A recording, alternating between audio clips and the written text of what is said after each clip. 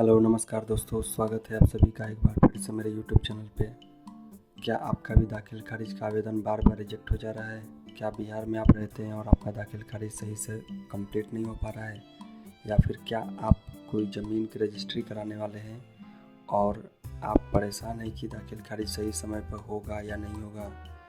तो आज हम लोग इसी बारे में कुछ ज़रूरी बातें डिस्कस करेंगे, जो कि आप अगर ध्यान में रखते हैं तो आपका काम चुटकियों में हो जाएगा और कोई दिक्कत नहीं आएगी और बार बार रिजेक्ट होने से भी बचेंगे।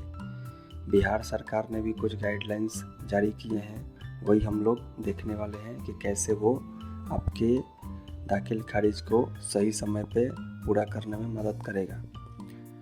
उससे पहले अगर आप चैनल पर नए हैं और आपने अभी तक सब्सक्राइब नहीं किया है तो कृपया एक सब्सक्राइब कर लें और बेल आइकन दबा दें, जिससे आने वाले समय में अगर कोई भी जानकारी में इस पर उपलब्ध रहेगी तो आपको तुरंत उसकी जानकारी मिल जाएगी।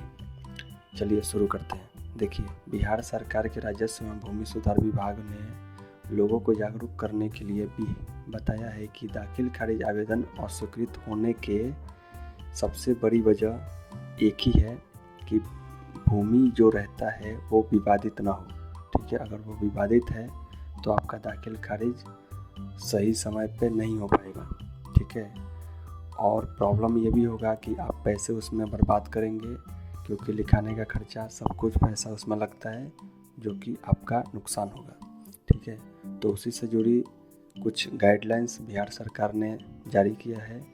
उसमें बिहार सरकार के अधिकारियों का कहना है कि ज़मीन सिर्फ उसी व्यक्ति से खरीदें जिसके नाम पर वैध जमाबंदी दर्ज हो, जैसे गैर मजुरवा आम, गैर मजुरवा खास, कैसरे हिंद, भूदान या बंदोबस्ती।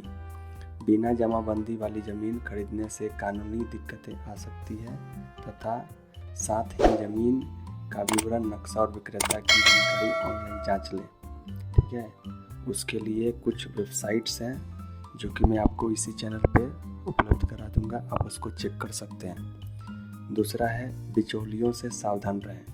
बिचौलियों से सावधान इसलिए रहना है क्योंकि वो अपने फ़ायदे के लिए किसी की ज़मीन जिसकी रजिस्ट्री हो चुकी है या फिर नहीं भी वो बेचना चाहता है, वो किसी न किसी तरह से फर्जी कागज़ बना के किसी न किसी को बेच देते हैं।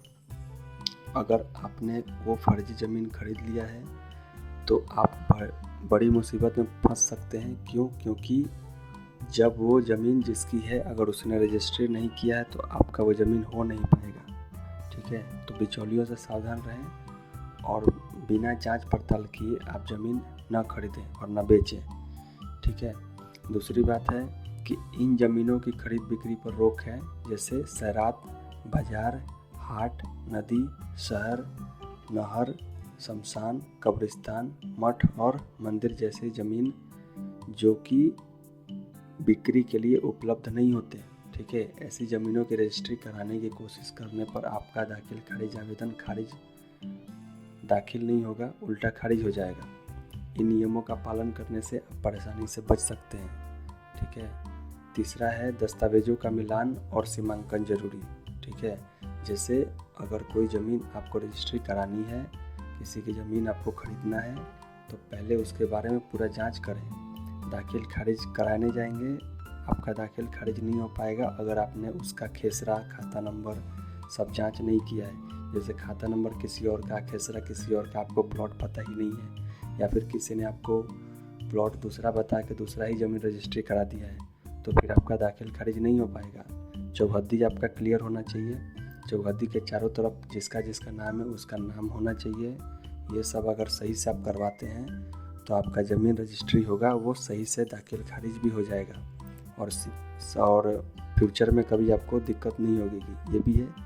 और चौथी बात है कि बंटवारे वाली ज़मीन का ध्यान रखें। जैसे बंटवारा किसी का नहीं हुआ है, ठीक है, या फिर एक भाई है जो ज़मीन बेचना चाहता है और 3 भाई हैं जो ज़मीन वो बेचना नहीं चाहते। ठीक है, और बंटवारा करते समय सपोज मान के चलिए उसका ज़मीन रोड के साइड नहीं है, फिर भी वो रोड के साइड का ज़मीन बेच देता है, तो कहने का मतलब है कि क्लेम उसका नहीं होगा, दूसरे का होगा। अगर ऐसी ज़मीन आप खरीद लेते हैं तो सीधी सी बात है, आपको वो ज़मीन की रजिस्ट्री हो तो जाएगी लेकिन दाखिल खारिज नहीं हो पाएगा, क्योंकि वो सामने वाला आपका ऑब्जेक्शन देगा और वो रोक देगा। तो इसीलिए बंटवारे वाले ज़मीन की अच्छे से जानकारी निकालें, उसके बारे में पूरी जांच पड़ताल करें और किसका है।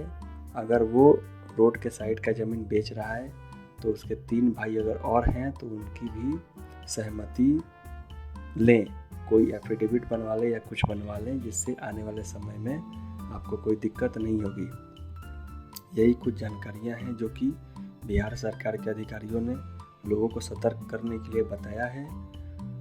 और मैं मानता हूं कि दाखिल खारिज नहीं हो पा रहा है। कर्मचारी जो है वो पैसे की डिमांड करते हैं, समय पे दाखिल खारिज नहीं करते हैं, बहुत मोटा पैसा मांगते हैं दाखिल खारिज करने के लिए। लेकिन अगर आपके तरफ से अगर पेपर सही है, ठीक है, तो फिर वो कितना भी पैसा मांगेंगे उनको दाखिल खारिज करना ही पड़ेगा। रिजेक्ट करने के बाद उनके हाथ से मामला निकल जाता है, फिर उनको प्रॉब्लम होता है। तो अगर आपका पेपर सही है तो फिर वो कैंसिल नहीं करेंगे।